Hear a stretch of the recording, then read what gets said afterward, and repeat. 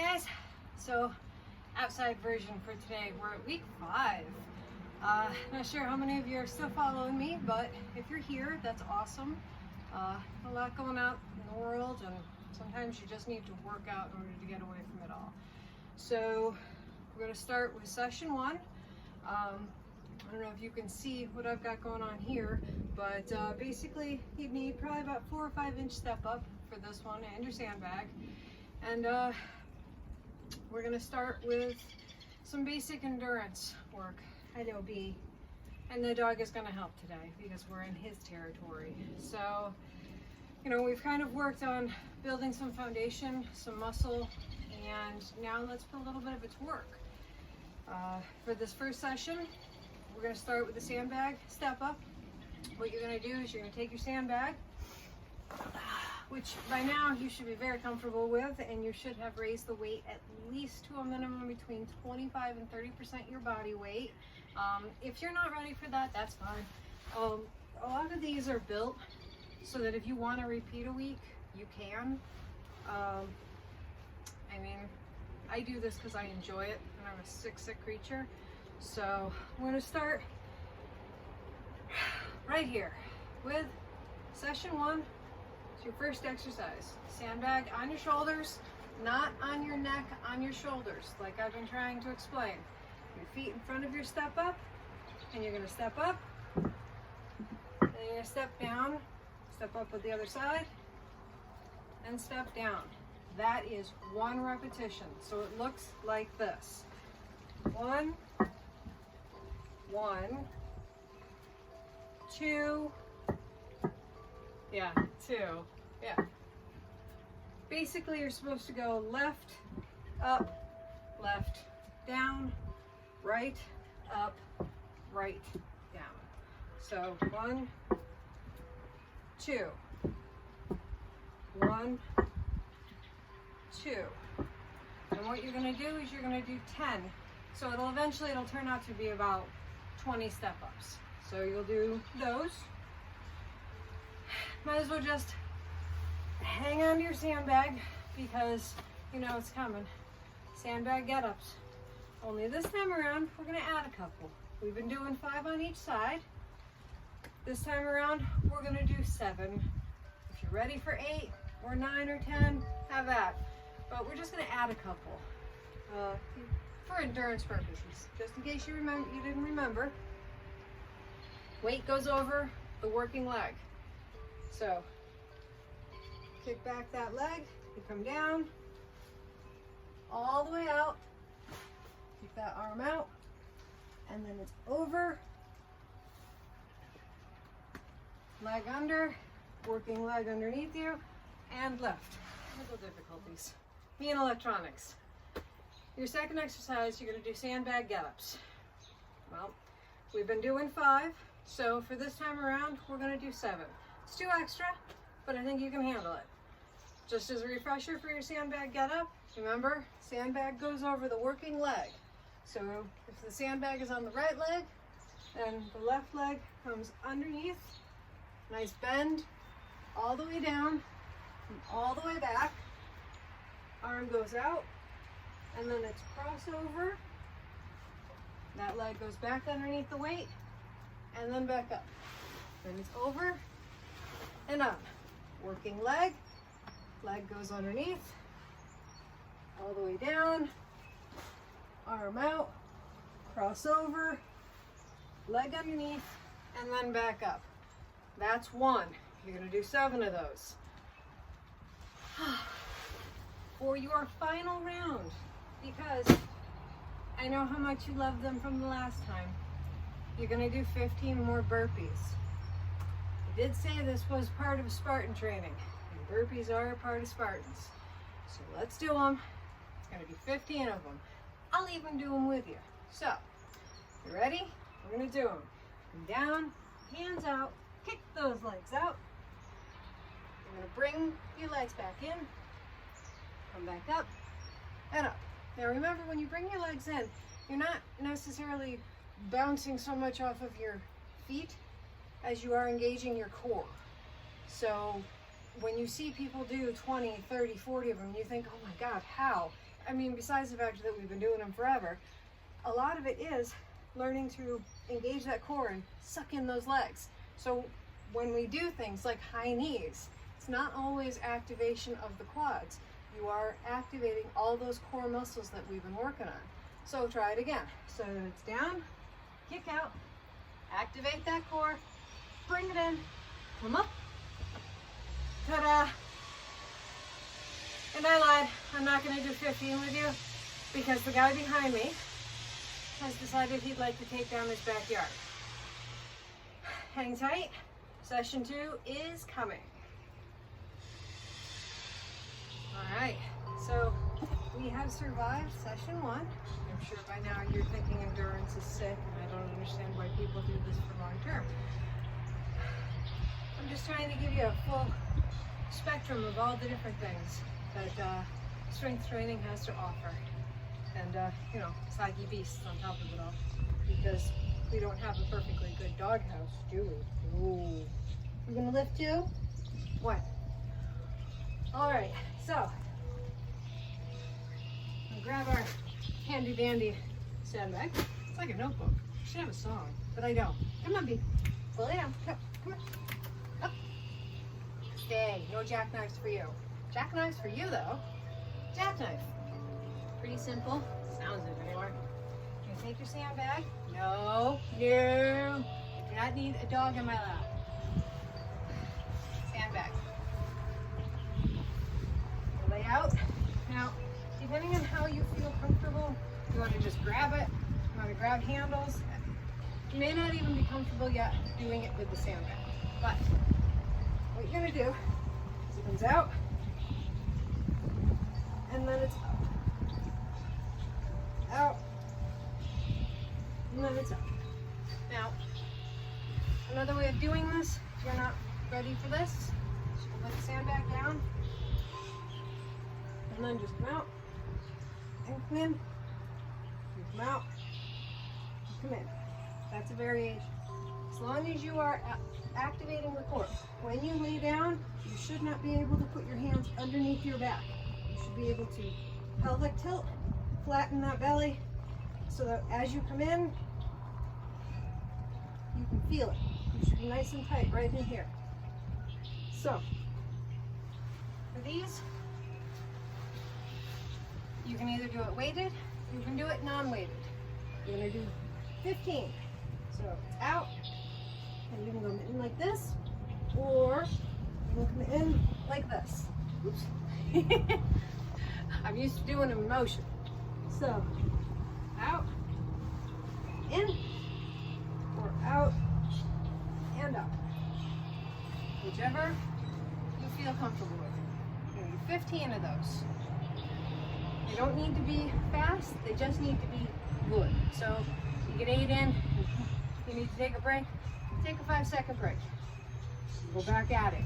Because the abdominal muscles, they aren't gonna work themselves. And there, pick up your sandbag, put it in front of you, grab it, put it on your lap. Now, if anybody's taken a yoga pose, you know what a bridge is. Feet, hips width distance apart, touch your toes or touch your fingertips to your heels, and then you're just supposed to lift, right? So, in this, you take your sandbag, and it goes right across that pelvic area. You need to hold it and hold it. And what you're gonna do, make sure that your heels are driving down, and you're gonna lift, one, hold, and then you're gonna gently come back down, activating the core the entire time. You're gonna do 15 of these. Lift, and then down. Lift, and then down. Once you get through with those, you can put your sandbag down, or if you're feeling gutsy, we'll get to that. We're gonna come into our plank, and you've just worked all of those abdominal muscles. That core is burning. All I want you to do is either put your hands underneath your shoulders, because everybody knows what a plank is, or you're gonna come down on your forearms. If you're not quite ready for it, you can your knees if you need to, but I'd suggest you at least try.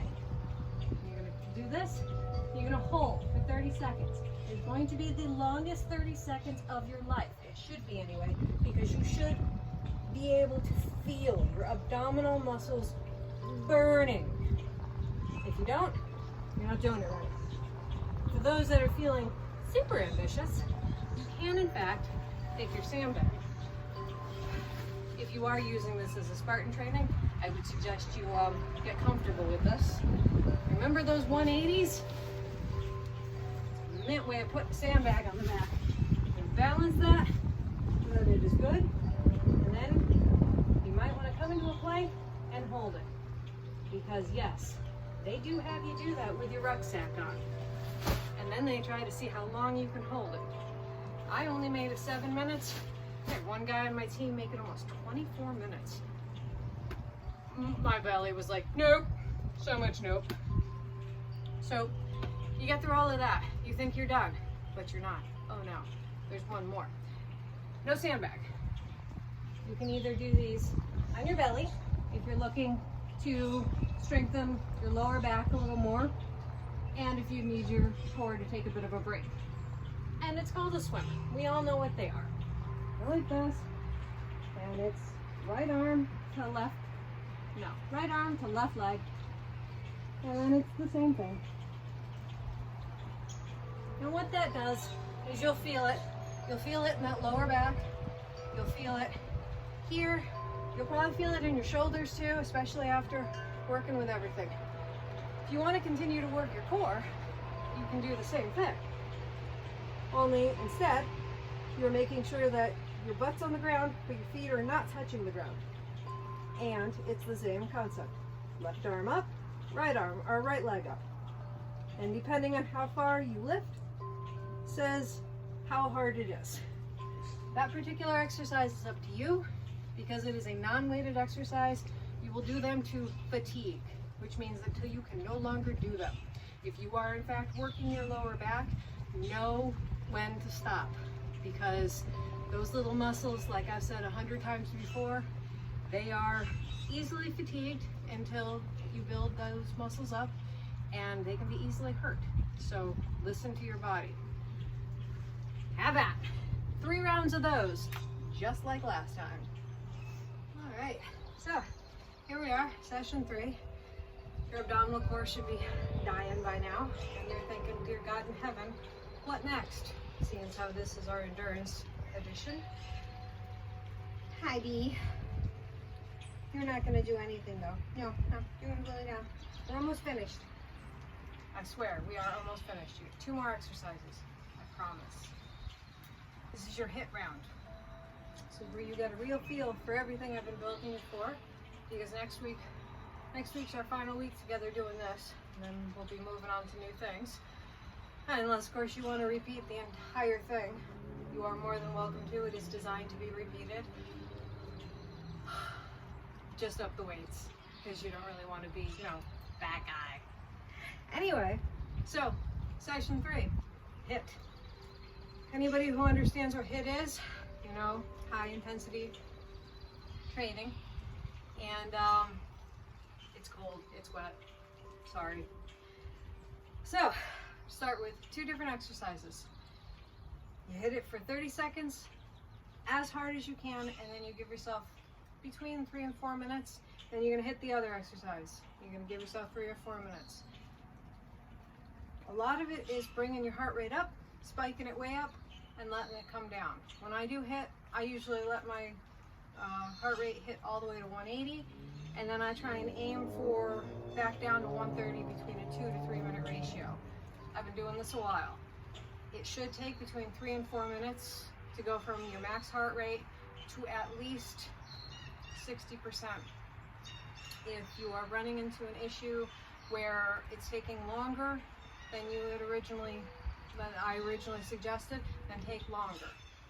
The idea, like I said, is to bring it up and then bring it down. You're working on your response rate, but it also kind of spikes your metabolism a little bit. And this is how we're going to finish this exercise. So you're going to start first with high knee runs.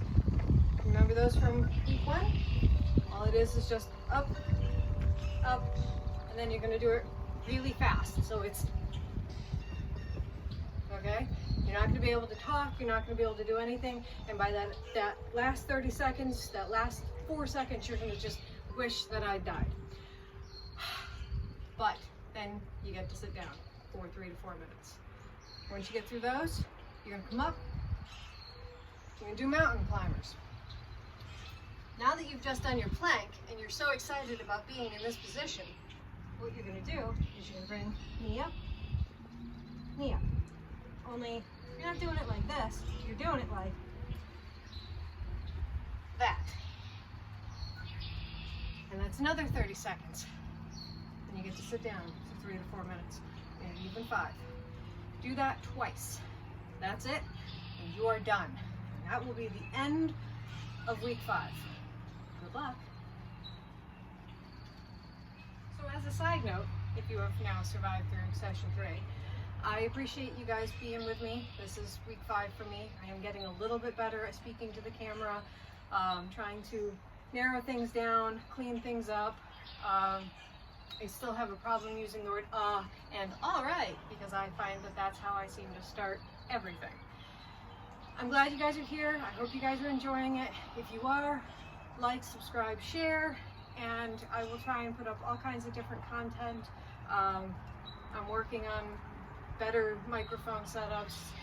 With being a homeschool now, there will be hopefully a couple more mommy and me attempts, because we did have a good time, and I hope you guys enjoyed that too, because he really enjoyed it, especially the editing if you haven't seen it already. So have a great day, stay safe. If you've got to stay home, find something fun to do, like work out. Have a great day, guys. We'll see you next week.